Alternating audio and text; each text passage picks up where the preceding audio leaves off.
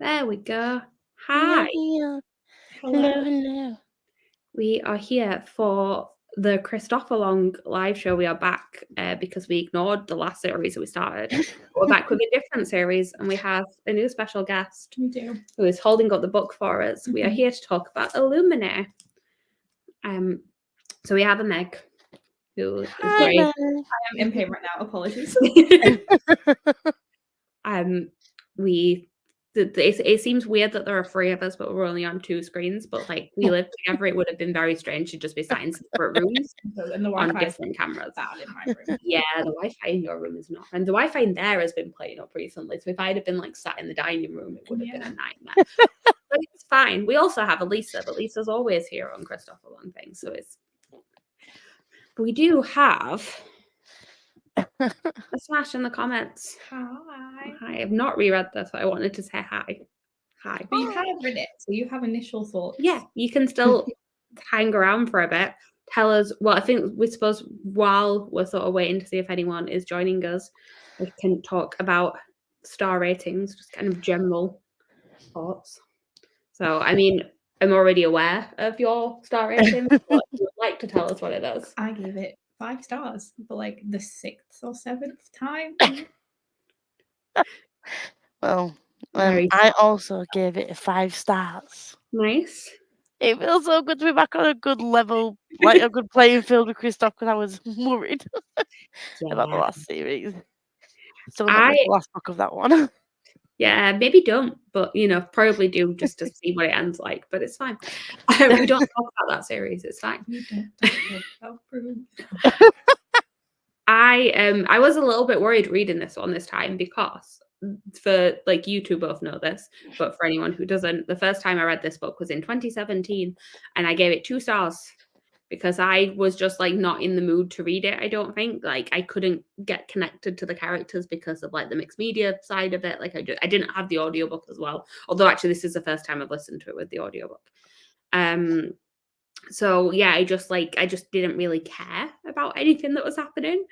So I gave it 2 stars, and then I went back and read it in 2021, I think it was, or it might have been last year, but a while ago now, and gave it 5 stars.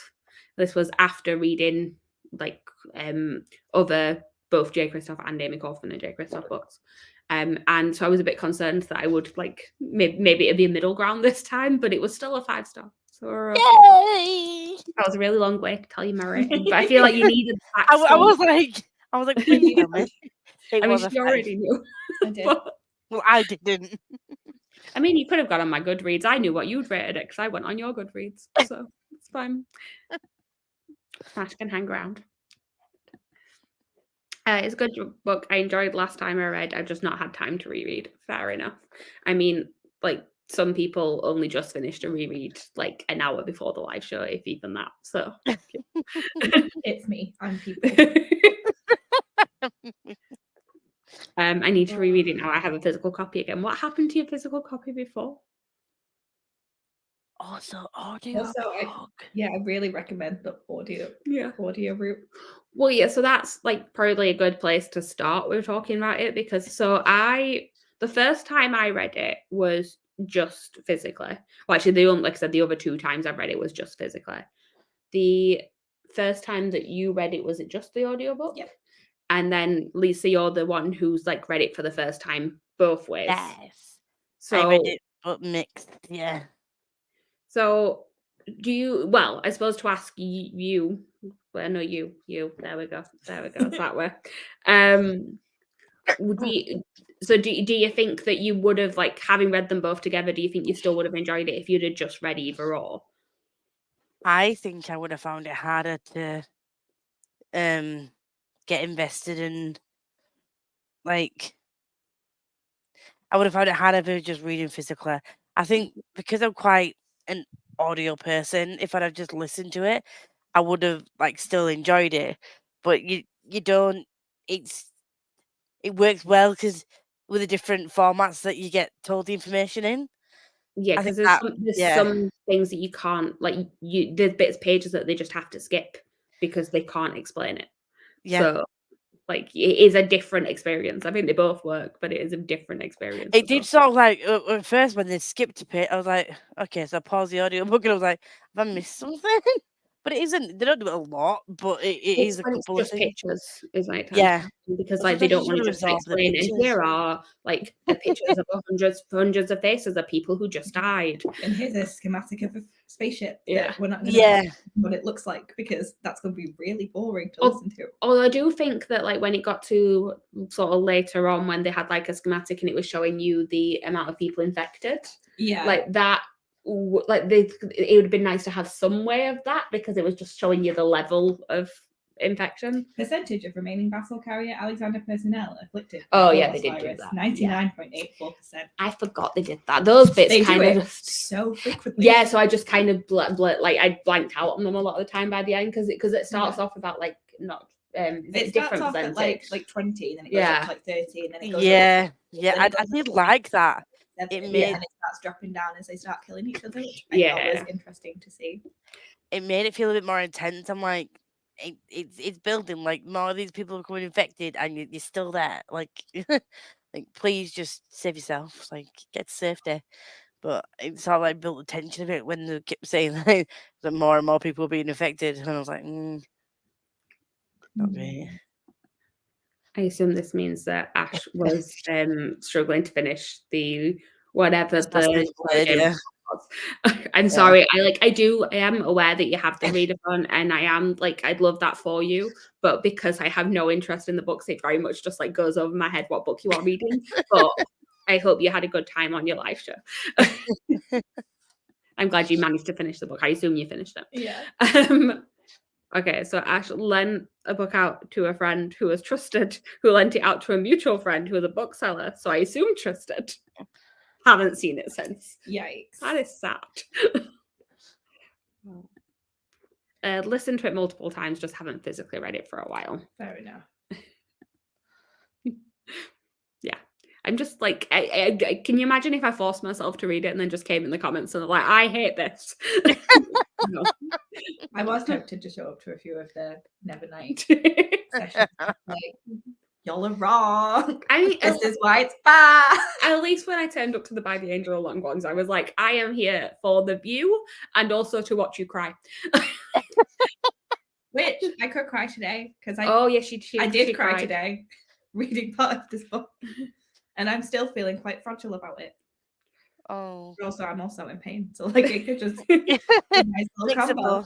Yeah. I am not really sure how to structure like this live show on like what the thoughts are for different bits, because like I feel like I just want to keep jumping around to different things. I just put I love the formatting, but then when I was and then I heard the word Magellan and I was like, oh, Magellan, and it was just a thought, and then that was it. Then it wasn't like it didn't come up again. But I did think it might be difficult to connect to the characters because I've never read something like this in this format before. Yeah. Because I didn't know exactly how it was going to come across. 'Cause in my mind, when they were like, "Oh, it's kind of like in conversations or in logs rather than like actual normal prose," I was like, "Are you going to get the same intent?" Fuck you. Sorry. Love you, but fuck you. But I didn't know if I was going to connect to it in the same way. It's fine, Smash. I know you were joking. I apologize. Yeah. But I didn't think I was going to connect to it the same way I would do in a normal prose because I'd never read anything. Well, the only thing I've read in a different type of format was House of Leaves, and we all know how badly that went for me. So I was really nervous. I mean, I feel like the word for that is attempted to read. Is it not? Got 80 pages in and I was like, nah. That's not for me. I think as the only person here who only listened to it and didn't read it, I don't think like I lost anything in the process of only listening, but like I did find myself really emotionally attached to all of the characters, whereas like it is definitely worth, like when I like got the physical copy after having been obsessed with the series, I did like flip through it and I was like, oh, isn't that cool? There's like the scream in like text and there's like all this stuff, but like I also don't think that like I lost anything by not having One thing that I like, the very first time I cried, I did pause the audiobook when I got to the schematics of the ship, and then because I enjoyed like looking at that and seeing how, because when they do describe quite often like how the ship is like what it looks like and all that kind of stuff. So it for me like getting an idea of what they're actually looked like was good. But the first time I cried was when was it where was it where's it gone? On page I think 56, 54, when they were listing all the people that died. No. Like as soon as because when I was looking at this, I was like, how are they going to name all these people without it sounding I'm pretty sure totally you can boring? spot the famous author in this though. Like I'm pretty sure that's there like are. one of the things that that they did. But no, I think that the audio definitely like I said, although there's certain bits that they couldn't translate over. Yeah. Like for that bit, like you said, like it would have been really boring if they'd had just read every single name, and that would have lost the impact. So the way that it had it sort of like fading out, so that different people reading different, and because it was like alphabetical as well, the way that it was fading out and then going to the next section, like you could clearly tell that this was a very long list and you weren't seeing all of it. And so it still gave the impact of it, even though you couldn't physically. And I was like, oh, this is like 7 pages or whatever. I started to tear up when I was like scrolling through the names, and then when all the faces were there, I was just like, no, I'm not okay. So that just the problem with that page is that the way that that's set up, it just reminds me of Dear Evan Hansen. Oh. I've never seen it. Like it just makes me go, oh, okay. But like in You Will Be Found in Dear Evan Hansen, the way that stages is video screens behind, and they have loads of pictures, and it sort of spans out like that. And it did not necessarily have like the gut punch it was supposed to have. Although You Will Be Found makes me cry, but that did. But that's more because the dad breaks down in the background. That's a whole other thing. But we're making Ash excited to reread the book. Yay! Good, glad. But yeah, that bit made me cry. And I was just genuinely not okay at that point. And I was just like, well, fuck, if it's making me cry at this stage, what's it going to do further down the line? So I suppose like a way to sort of break it down into sections is obviously like there is very much a like piece of plot that happens about halfway through, and it becomes like a lot more like intense is probably the way to say it. But the first half of the book, although like obviously there's stuff happening, like they've had to like abandon the planet and all of that, and like obviously that happens fairly early on, you are very much following it just through a main couple, which I feel like Meg might have some thoughts about these two. So how do we all feel about Katie and Ezra? Would die for them. That is the correct response. But one thing that like I think I did sort of like chuckle at the back and forth, like not the back and forth, the messages he was trying to send her. Because when we meet Katie at the beginning, like her and Ezra are broken up, and then obviously shit hits the fan, and then all of a sudden, like when we start sending messages, I just put laugh out loud, page 41, the drunken message. It's like I would have wrote my face across his keyboard, and he was like, I had like, oh god. I mean, that's just how you write all the time, right? We're all being so lovely to Lisa today. Yeah. You need to get a job. It just honestly just made me chuckle. I loved it so much. I love Ezra so much. He's just he's so like stupid, but also like incredibly intelligent and also really romantic. Like he keeps just doing these like romantic gestures for all the way through. It's like I like made you this picture. I made you this like all of these like quotes about love in a love heart shape. I collated poetry to say goodbye to you in a love heart. Let's not talk about the fact that that's his last message that he sends. But when he did the roasting, and I was just like, oh, you are adorable. And it was just you could tell that he's so defensive when he's talking to McNulty about it, and I love him. Oh, I mean, we're talking about McNulty, like the banter that he has with some of these guys. I was like, but unfortunately, as soon as other people were brought into it, other than these two, my immediate thought was like, they're gonna die. They're gonna. I was like, I know what Jake is just like. Not ready Amy Kaufman, other than when she works with this guy, but I was like, no, No, I like feel like they're- Amy Kaufman is the reason I'm so obsessed with the romances in this Mhm. series, and I am an Amy Kaufman stan first and a person second. Yeah, they definitely, I feel like as I'm reading it, the relationships between like Katie and Ezra feels like Amy Kaufman, and the Aiden feels like Jay Kristoff. Yeah. Well, yeah, because Aiden talks in a way that I'm just like, all right, how pretentious are you, A1B today? So it feels like Jay Kristoff. Yeah, and like, I enjoy it. It's also like, is this really how a pragmatic computer would sound? Like, I love that. I know that I have looked at some things about like the actual writing of this, and I believe like they did sort of get together, and like it was very much like with Aurora, we sort of speculated whether they like wrote individual chapters and things like that. From what I've heard of this, so like they did very much sort of get together and plan it out and be like, oh, this would be cool. I think obviously they must have plotted the story at some point. Yeah. But it was a lot more, I think, hands-on in terms of plotting how it would actually look. And I know Jay Kristoff told a story at one point, like he just like scribbled down a design for like how he wanted the words to be on the page, like when he was on like a tube sort of, well, whatever the Australian equivalent of that is, it's like a subway type thing, and was like just jotting things down and being like, oh no, but this needs to look like this. I think it was a lot more like, I think the design elements was probably a lot of both of them, but it does feel like story-wise, Amy Kaufman probably had a lot to do with the romance. But in typical Jay Kristoff style, there's a word that chum. yes, Mm. yes, like it made me not want But to if you say hear that femme word. sometimes as well, I do not like. Mm. But like, Femme, I did you think that's say? fine. But the thing is, my Scottish family say chum all the time, but in a different context, like I'm gonna chum you up the road, like gonna like I say to say chum, it's like go with you up the road, like escort you, whatever.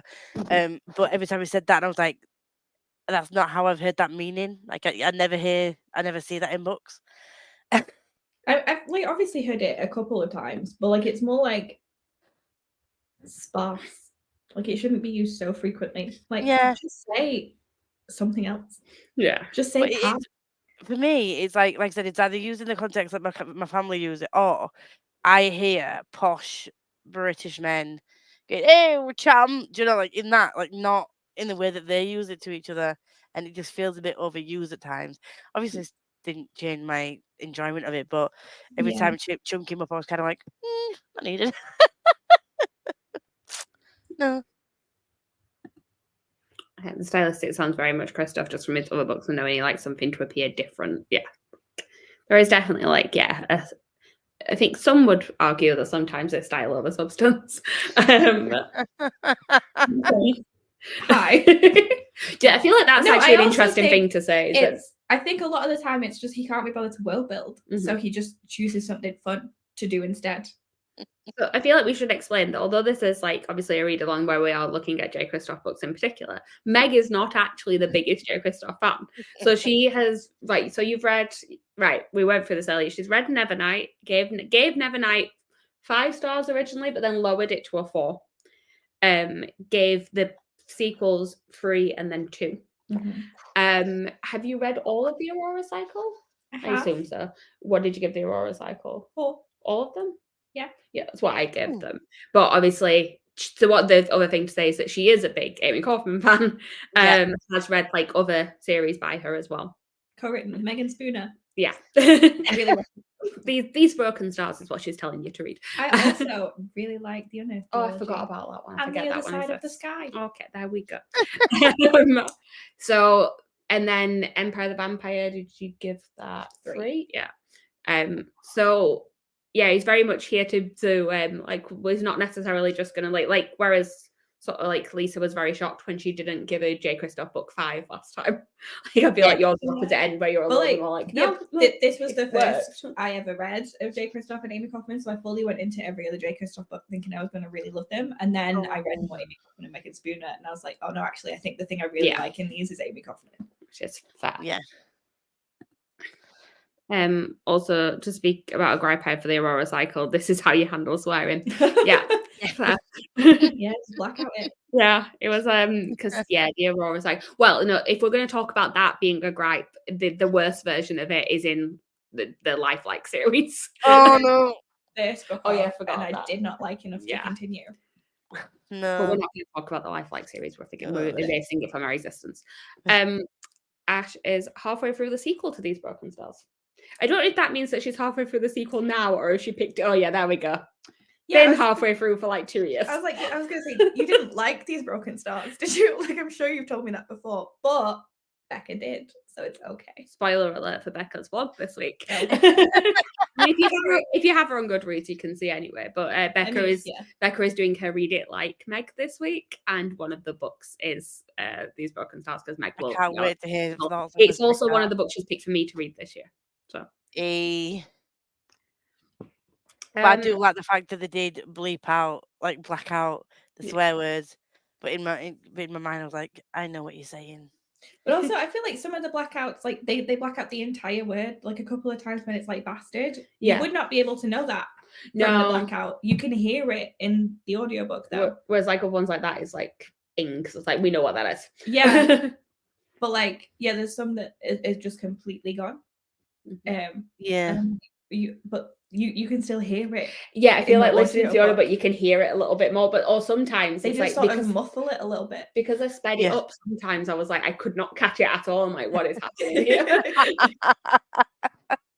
I'm just looking at my notes. Other than I mentioned McNulty and Ezra's messages to each other.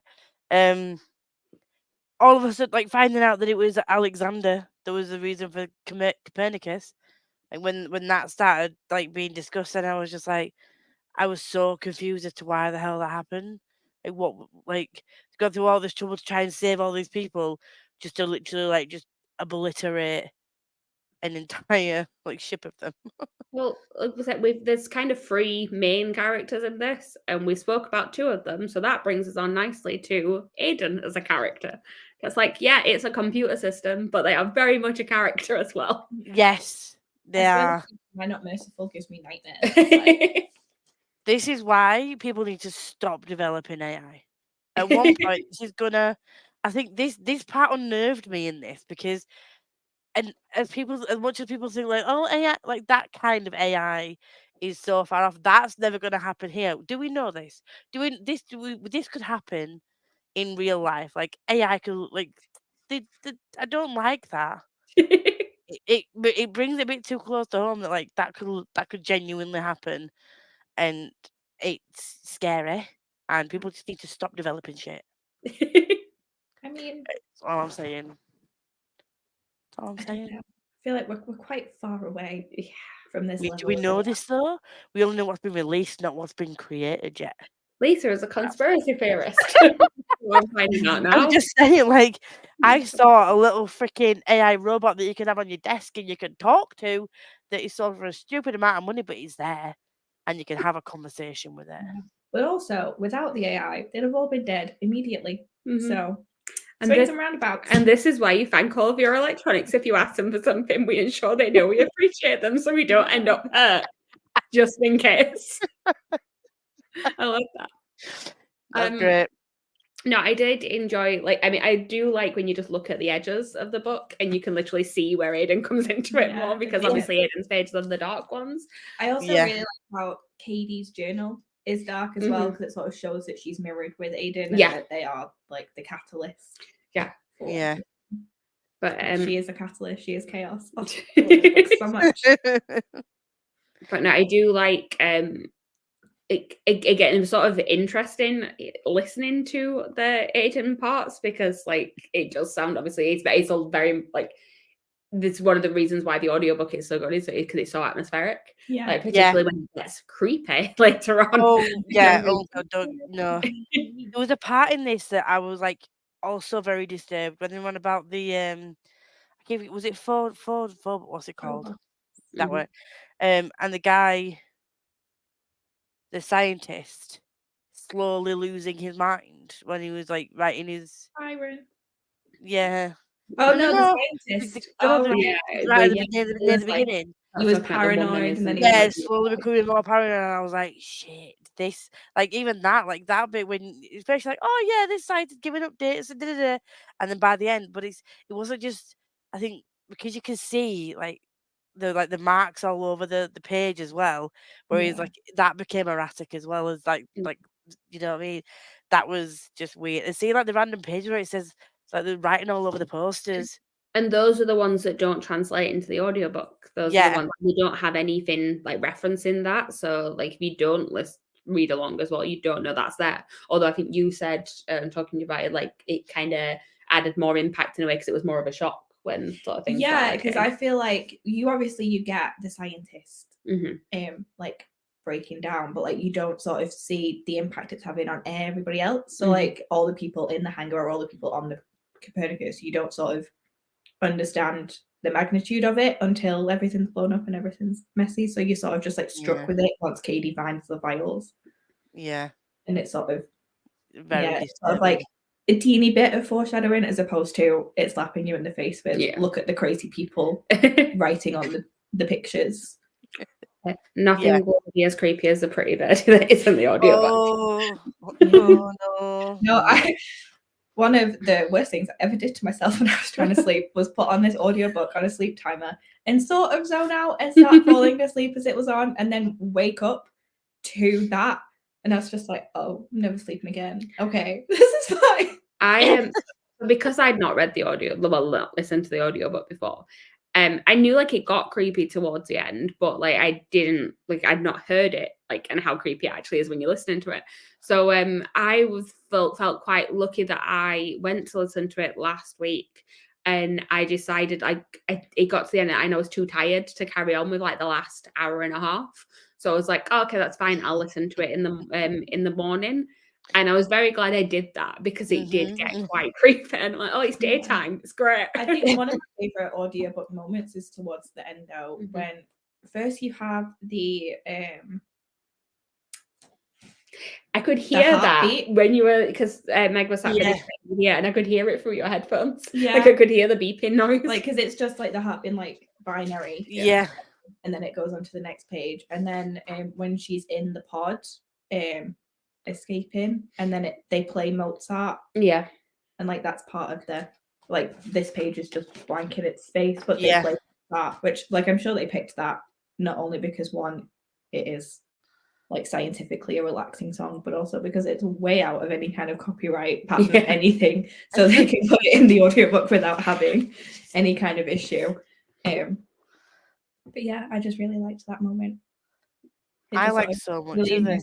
Like just like this, because at the end you're just like, yeah, this is a YA book, but also like, she's shot full of radiation poisoning. The Hypatia has left. Like what? Like she's just sent herself out into space with the hope that someone finds her. Yeah, like, you don't know that she's going to be. This is not YA. Like this is not okay. At that point, it very much seems like every single character is going to get killed off. That's been killed off because you've already had lots of people just die anyway that you didn't know. You've then had a moment that we'll get onto in a minute with McNulty. You've then had Ezra maybe. We'll get to that in a minute. And then you've got Katie, and it's just like, oh, like, is Aiden going to be the only thing left? Because obviously we know it's a series, but it could very much just be like just Aiden carrying on. And like, again, we'll sort of get to the ending in a minute and see what Lisa's thoughts are for the rest of the series. Yeah. But obviously it sets it up at the end that we are going to see more from these characters. So yeah, it's just very much like, but at that point it is like, okay, are we just going to kill everyone off and we're just left with the AI? Is that all it is? At one point when like Sitby, I loved Katie's tag though, Bite Me. That was just like so sassy, and I absolutely loved it. But Byron's tag, when they first met, and he was like trying to get her to use Ezra to like get involved. At that point I started to distrust him. I didn't know if it was going to be someone who was just going to like get him in the shit and then just like bolt. But then when we started to get to know Byron, and then like you saw him as a human rather than just this other person that she was talking to, I kind of like it was weird that we didn't see a whole bunch of him.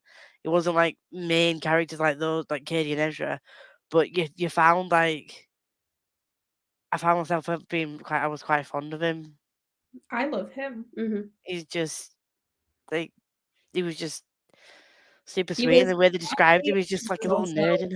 serious and sentimental when he needed to be, and then he was like a pacifist, but also he was straight up ready to fight at the end. Like, I love Oh, that was horrible when they got like forcefully taken, and then Captain got shot in the head. That bit was just like drama. Like, wow, y'all went in. By the way, Ash says, "No, Meg, that sounds horrific." I'm so sorry. Yeah, it was a moment for me. Well, because it just was. I literally started re-listening to it immediately after finishing it. I was obsessed. I had such a good time. But I also, to finish it, had like just stress paced my living room because I was like, I cannot concentrate on anything, because the way that the book is structured is like, yeah, the first like 30-40% is just people chatting, basically. Yeah. It's just so there's a couple of big moments that happen, but it's not necessarily to do with like your main characters. So it's a little bit, you're a little bit just from it. Well, like you have the Carenza attack and then you have the Copernicus, but like everything else is just everyone trying to figure out what's going on, because then so much action has to happen at the end. So like so much of the beginning is just you becoming invested in these people.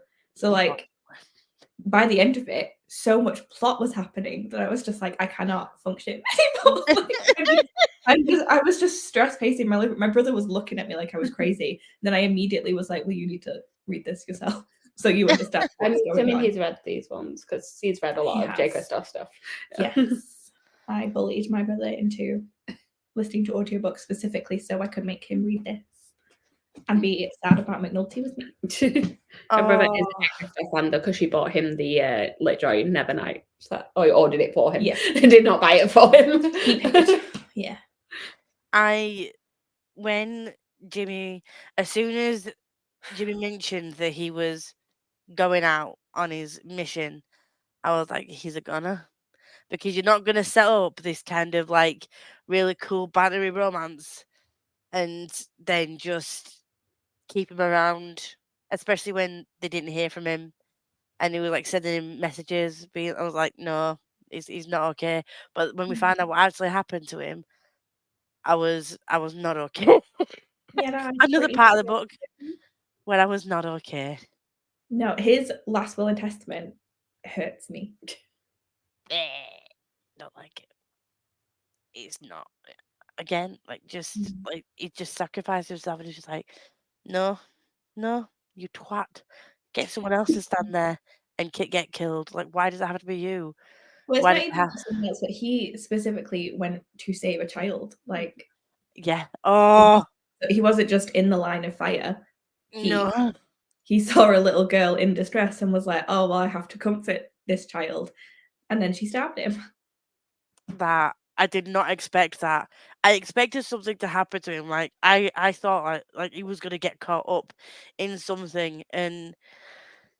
But I didn't expect it to be this girl actually being a demon from the pits of hell.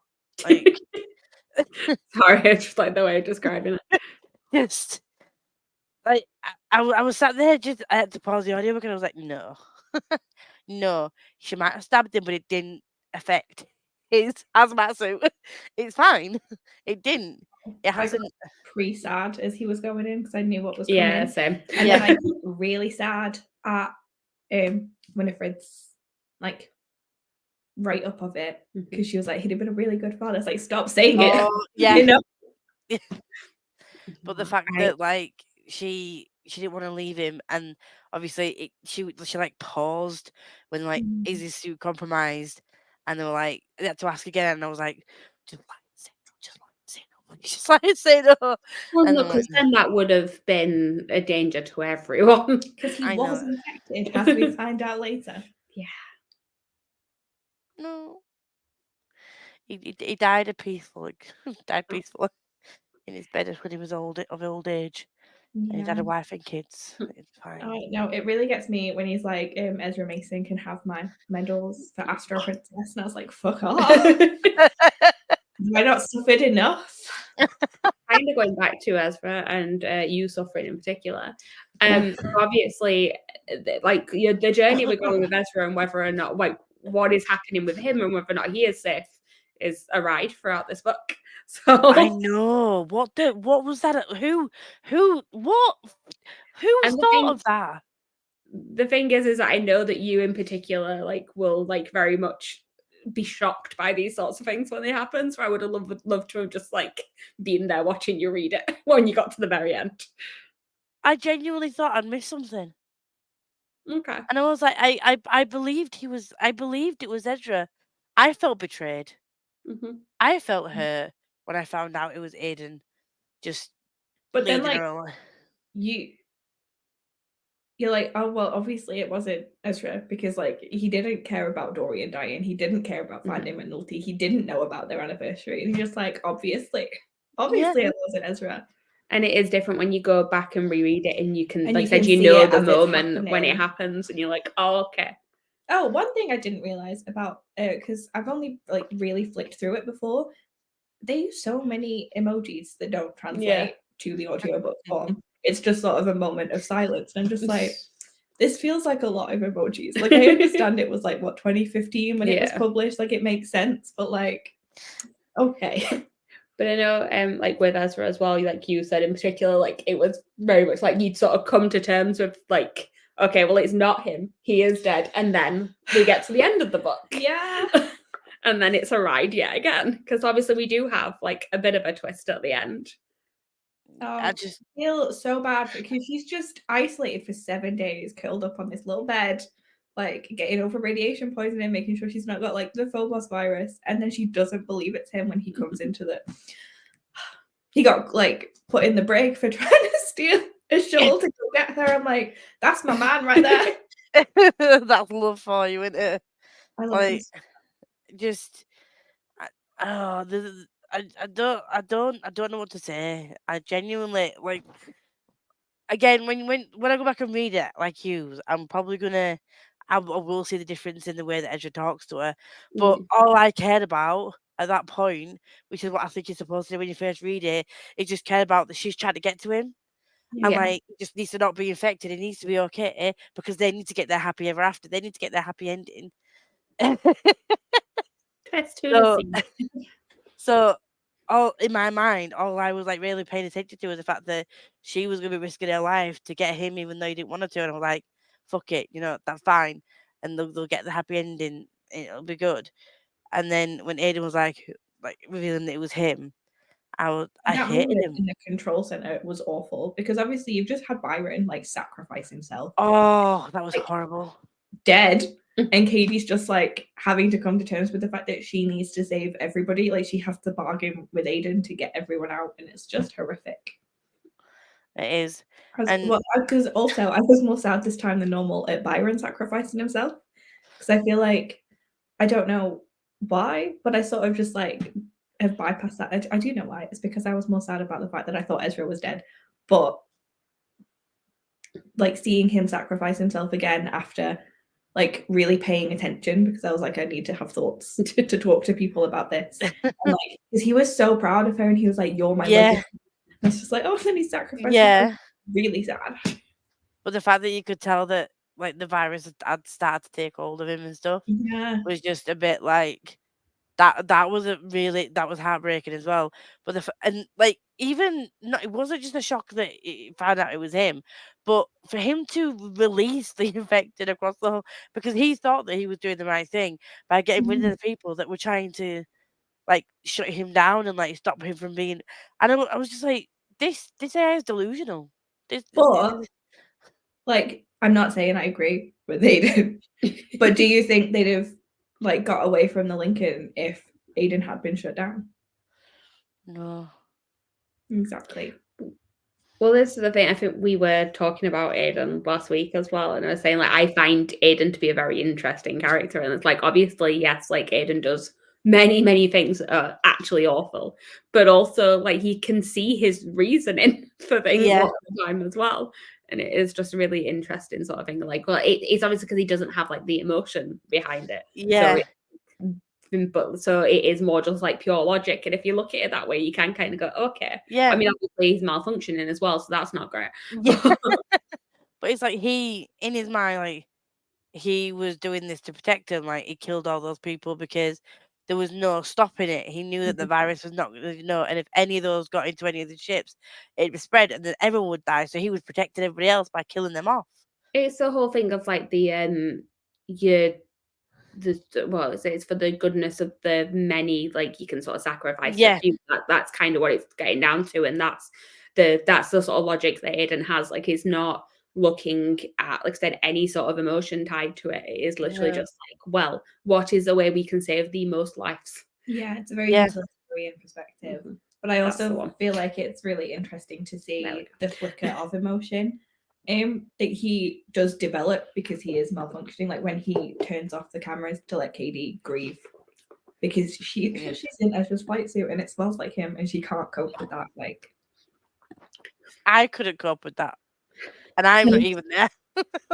Why do we think Aiden does like connect to Katie so much? Because even like right from the beginning of like Aiden finding Katie, like he just seems to be obsessed with her. It's convenient for the plot. She's like one of 3 people who exist in the 2 ships that is able to like actively help him, and one of them is an overweight Chinese man. And the other one gets no page time. So let's put the young, attractive female who is lead character. Yeah, I think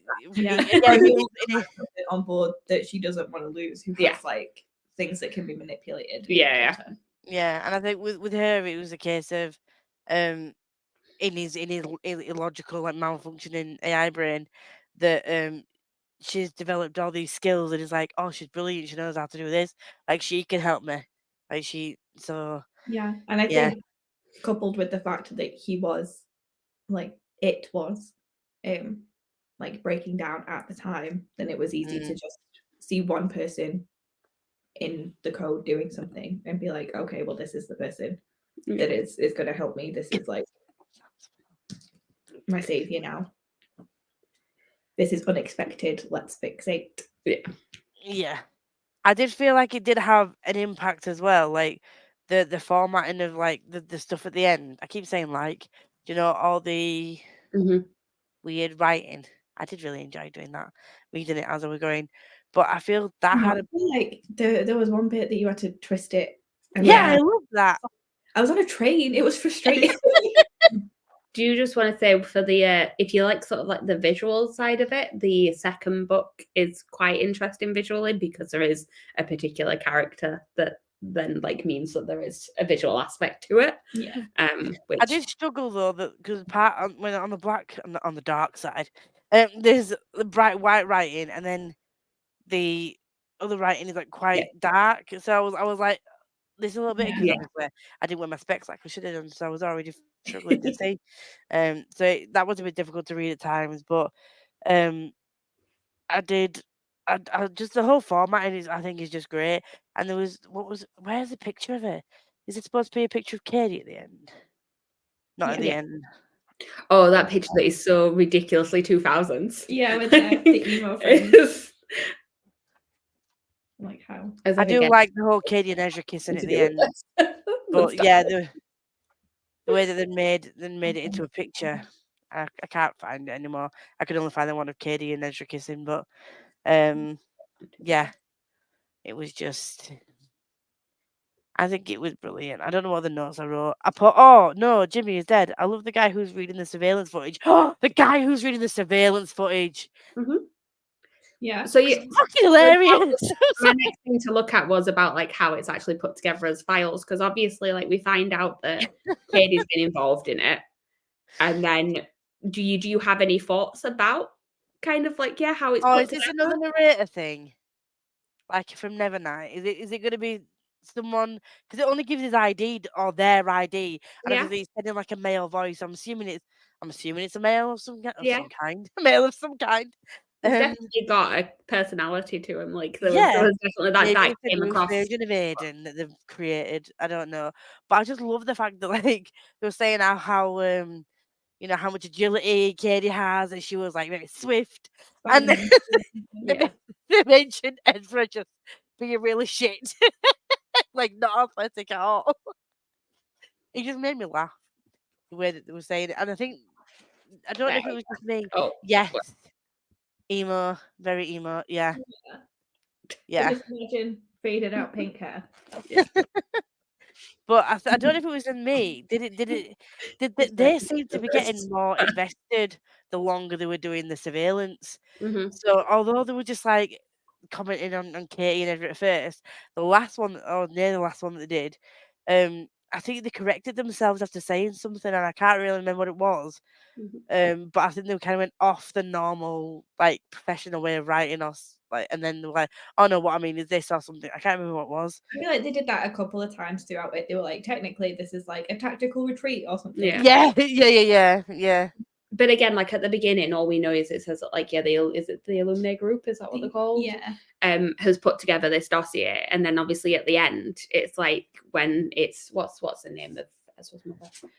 Leanne Frobisher. Yeah, Frobisher. Oh, When, because obviously that's sort of the moment where it's like the whole moment of like, why didn't you tell me my son was alive? That's like the twist at the end of it. ugh. And from there, obviously, you know that actually everything we've been reading, Katie's put together. So it's like it's a very like curated stuff that's actually on there. Like you don't know how much more was actually going on really, because they said Katie has chosen what everything that's been in this book is what she has sent over. Yeah. And clearly Yeah. there are more people working on this team, because that is not, but it doesn't sound like Katie that was No, that's doing what the that's what. surveillance. So Yeah. it seems as if there may be more to that in later books, perhaps. One of my favorite things about like actually reading along this time and not just listening to the audiobook is seeing how everything is actually set out. So like the diary looks different than the thing, the chat looks different from like the emails. Yeah. Also, one of my favorite things is the briefing notes are way longer. Yeah. In the book, because they don't need to tell you that the typographical anomalies Yeah. are different, because you can't see how it's typed. You can just hear it being said slightly differently. Yeah. And that was fun to see.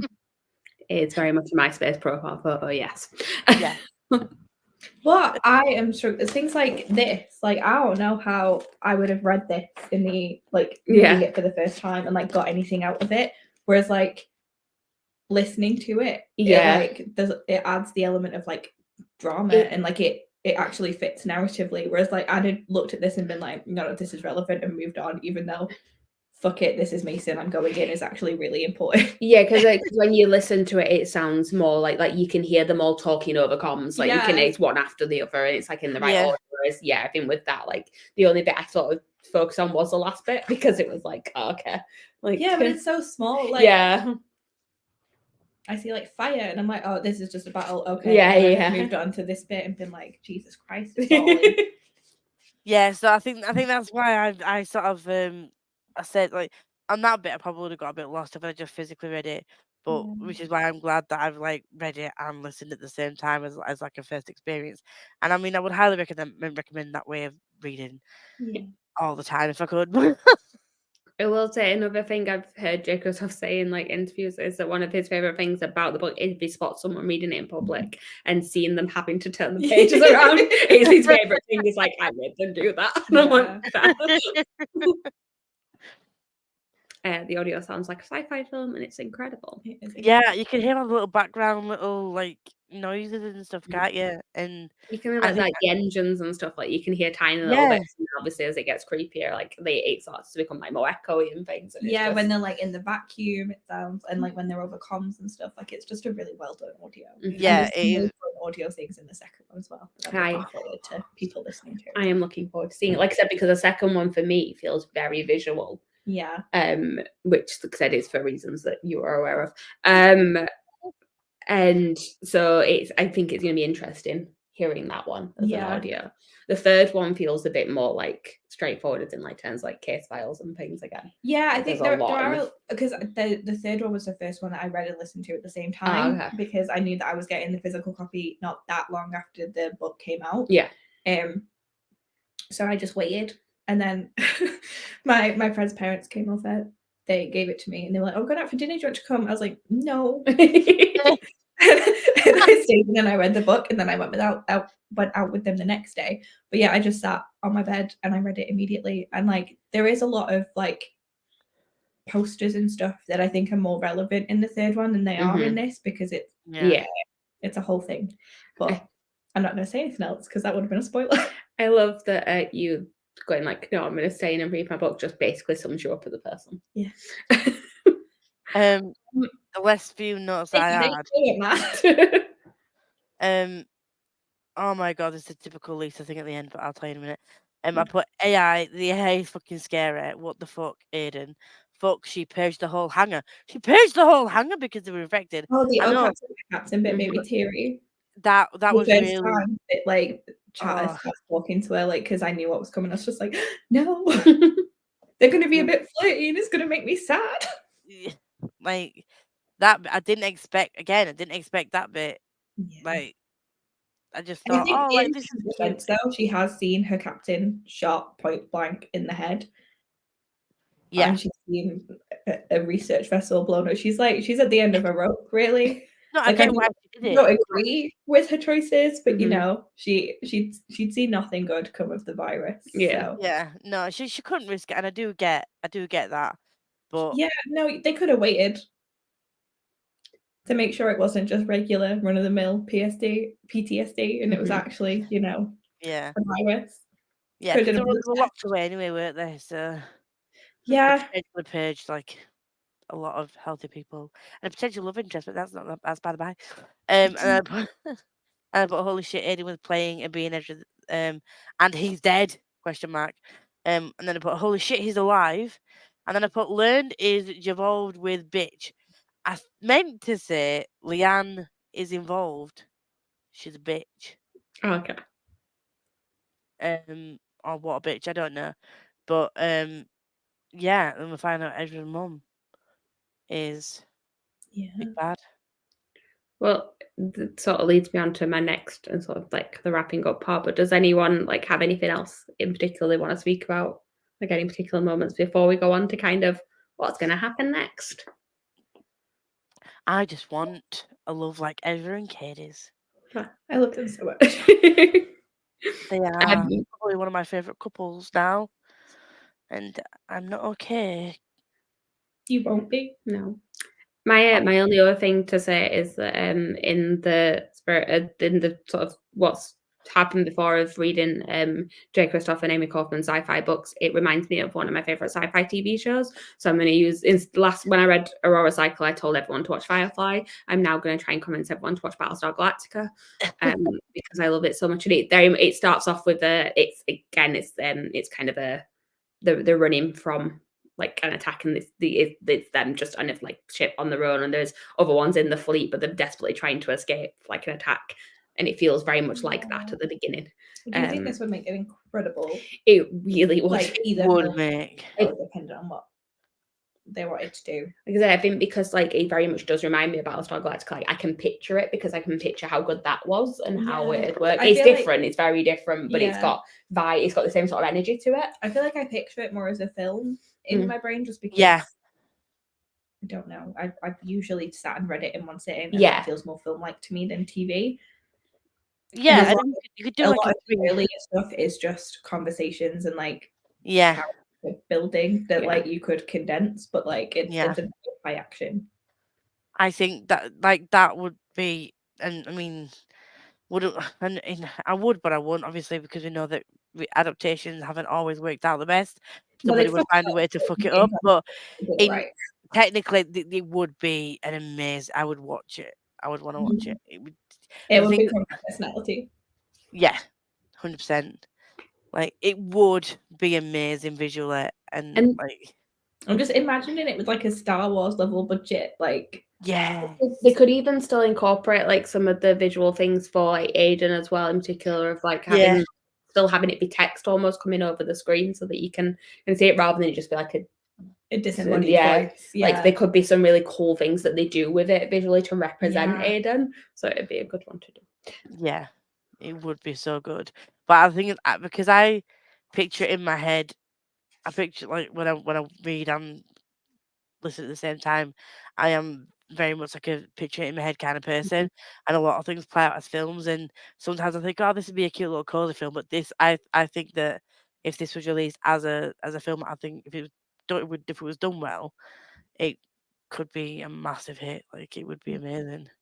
But you would need a Star Wars. for it because, like, I obviously think a lot I of did books see do. something for it, but it was when I first read the book. Yeah. And I don't think everything ever came of it. You would need a Star Wars level budget to make it anywhere near decent, though. You would need a massive I budget. don't think you would. I think you No. can do a lot with a limited budget, but I really want to see it with like proper practical effects and like a lot of like dedication and just I don't want to see like just a CGI movie, like I want them to care about it. Well, because realistically, like there's not, although it is a sci-fi, it is set in space, there's not that much that happens that's like ridiculous sci-fi type stuff that needs to happen. Like you'd need to, obviously shots of the spaceship and things, but like a lot of that's going to be set, and then like them like it's only the bit where you actually see them flying through space that it needs to be more sci-fi. Yeah, and again, like they do a lot of that. You can make a model, can't yeah, you? you can make it look good anyway. Yeah. And the actual effects of like the virus that's like it's easy to do that. Yeah. So again, like just because it does remind me of Battlestar Galactica, that didn't have a massive budget. It was on like the Sci-Fi Network. Yeah. So and they did really well for like it's a very grounded sci-fi because it's based on the characters. Yeah. So it's very much looks, and it's Firefly is another good example of it. Yeah, I feel like it's less about the budget and more just about like the passion behind it. Like you want to feel like the team behind it and like the network behind it really care. It was picked up by Brad Pitt's production company. And Warner Brothers. It was Plan B and Warner Brothers that bought it, and that was in 2015. It's just sat there for 8 years. But I will say that like films do sit in development hell for years, and it could at some point happen. We will see. I think it would be a weird time. Oh yeah, now, there we go. Like so soon post pandemic. Yeah, to make a pandemic in space movie and not have people just be like iffy about it, but like definitely in the future. Yeah, no, I get that.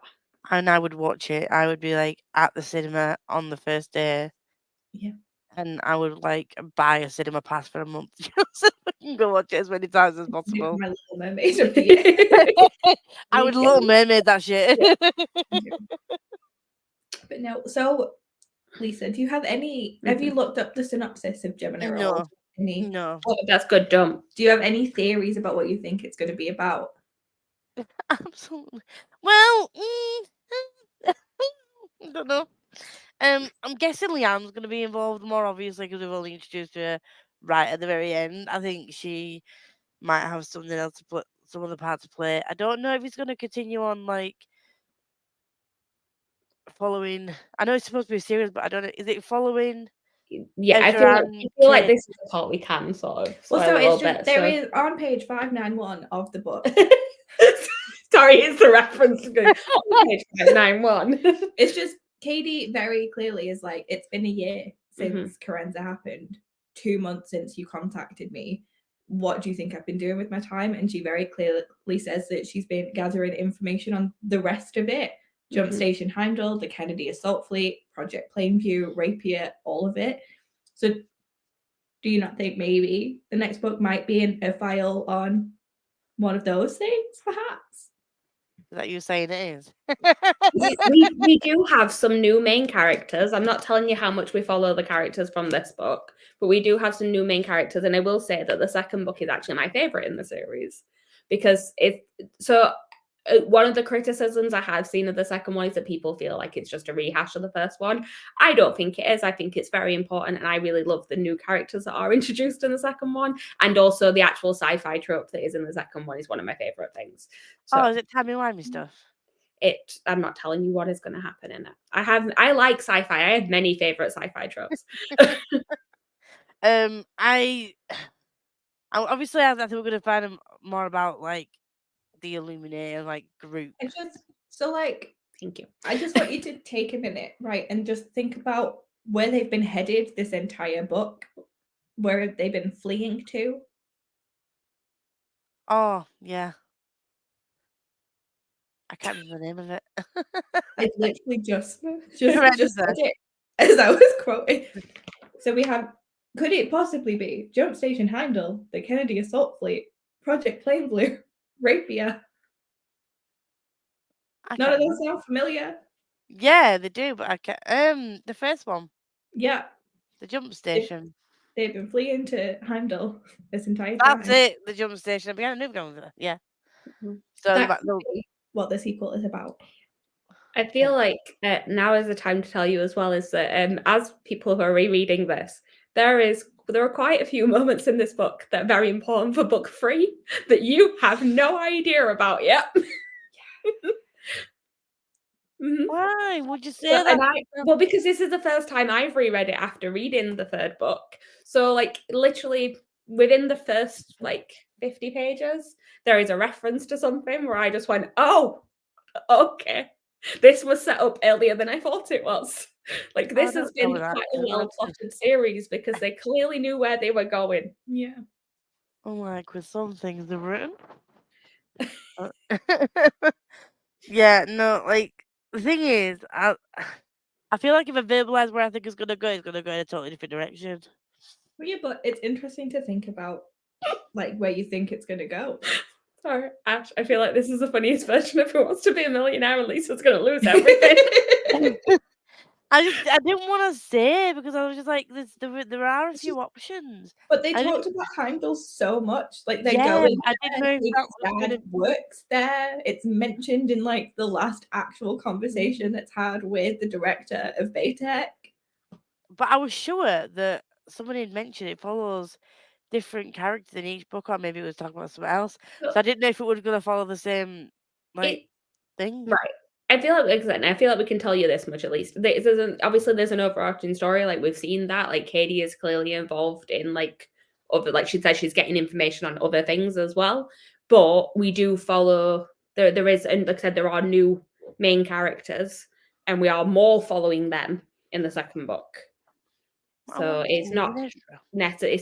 Well, we've had Katie and Ezra's story now, like them the main part of their story. So we need to be introduced to some new people. Okay, you're gonna be biased though, because that's your favorite one. I mean, no, this is my favorite one, and I still really love Gemini. Like I love the new people. Mm-hmm. Okay. I mean, we can give you names if you would like to know too. No, I'm happy to it's find out. on the back of the book. It's fairly Your character is not one of the two. Okay. I think I know who your favorite is. You can tell me after. But like, there's only one other person that sort of immediately jumps to mind. But also, Steve West is a narrator, which I think helps me personally. So, a friend who doesn't know me very much enjoys Steve West as a narrator. I do. Which is why when I was listening to the Scorpio races the other day and it started off saying it was narrated by Steve West and Fiona Hardingham, I was like, oh, there we go. These are my 2 favorite audiobook narrators. They also do We Hunt the Flame by Hafsa Faisal. Is that another one you'd like us to read? Mm-hmm. Yeah, I'm interested to find. I'm not going to read any of the synopsis of the other ones. I'm just going to go in and just read. I'm so excited for you to read it. I feel like you're going to be slightly freaked out at parts, and I'm living for it. It just reminds me actually before we go off, because to let the people know that may be in the comments or may watch these after. Have you read Memento? No, but I own it. You do. It's somewhere. So I do. Yeah. So yeah. Physically, I thought you could only get it on Kindle. No, you got it as a pre-order incentive. Oh. You pre-ordered it, so I'm guessing. Aurora. Yeah, one of the Aurora books. I think you might have from the first one. Yeah, but I can't remember what that one's called. Oh, Rising. Yeah. Because I didn't pre-order that one, but I pre-ordered the other 2, which is why I didn't get Memento. Mm-hmm. But I have read it.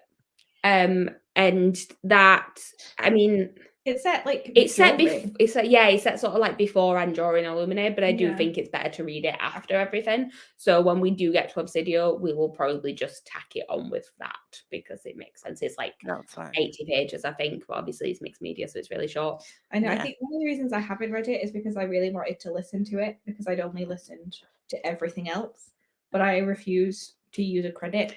I mean, Ash, do you have the audiobook in a way that if people, not that anyone shares account details, but is it a way that other people can also access it? Thank you. I really didn't want to spend a credit on it, you know, like it felt. There we go. I feel like I listened to it and I don't know if it was on script or something or if it was. I feel like a lot of the physical Illuminaes were on, the ebook were on, but not the. I So there we appreciate go. it. I mean, it may get passed around all of us, in all Yeah. fairness. If that is okay. Hypothetically speaking, potentially. But yeah, so next month we're going to be reading Gemini. The live show will be on Lisa's channel. I do Am I not going know. to be not okay again? I don't Yeah. know. I mean, you're never okay. Ow. But I feel like I cried 3 times reading this, and I don't think I'm going to cry rereading Gemini. No, Hmm. I didn't cry at all, but I'm me, so it's Yeah. fine. I've cried so much this weekend. I thought I reading was would be surprised at how much I did cry, to be fair. Can confirm I got messages telling me when she cried, and she was like, "It's like I know I'm too emotional right now because I'm crying at this moment." Yeah. No, like, no, I don't like it. I don't like crying. So I like this idea that we're all just going to hang out Yeah. in a room and listen to it together. But yes, the live show will be sometime at the beginning of December. We have not picked a date yet, but if you keep an eye on the Kristoffalong Twitter, it will be announced on there. Well, I assume it'll be like within the first week. That reminds me, Ash, if you already have we don't. we do. Yeah, but that reminds me, Ash, if you do already have a date planned for your next live show, feel free to let me know so we can avoid it. But other than that, I don't think, unless anyone has anything else to say, I think Meg just wants to go and like put a hot water bottle or something on her neck to try and help it. But yeah, thank you for joining us, and we will see you next time with Gemini. Bye. Adios, amigos.